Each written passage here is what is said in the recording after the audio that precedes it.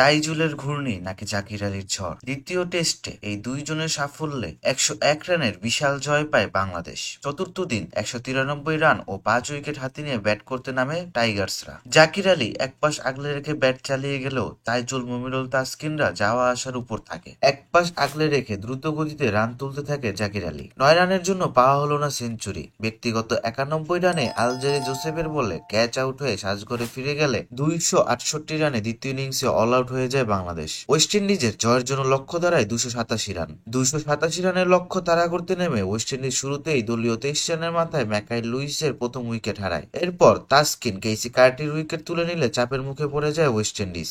এরপর কেবেম হজ এবং ক্রেইগ ব্রাথওয়েটের উপর ভর করে ঘুরে দাঁড়ানোর চেষ্টা করে ওয়েস্ট ইন্ডিজ। ৭ রানের জন্য হাফ সেঞ্চুরি দেখা পাননি ক্রেইগ ব্রাথওয়েট। ব্যক্তিগত ৪৩ রানে তাইজুলের বলে ক্যাচ তুলে দিয়ে সাজঘরে ফিরে যান। কেবেম হজ হাফ সেঞ্চুরি তুলে নিলেও বেশি দূর দলকে এগিয়ে নিয়ে যেতে পারেননি। ৫৫ রানে তাইজুলের বলে এলবিডব্লিউ এর ফাঁদে পড়ে সাজঘরে ফিরে যান। এরপর দ্রুতই উইকেট হারাতে থাকে West Indies. Alick Athanaze, Justin Greaves, সিলভারা কেউই কার্যকর ইনিংস খেলতে পারেননি। ফলে ১৮৫ রানে অল আউট হয় ওয়েস্ট ইন্ডিজ। বাংলাদেশ জয় পায় ১০১ রানের। বাংলাদেশের হয়ে তাইজুল ইসলাম একাই শিকার করেন ৫ উইকেট। এছাড়াও হাসান মাহমুদ ২টি, তাসকিন ২টি এবং নাহিদ রানা পান ১টি wicket. Player of the match নির্বাচিত হন তাইজুল ইসলাম এবং প্লেয়ার অব দ্য সিরিজ নির্বাচিত হন তাসকিন আহমেদ।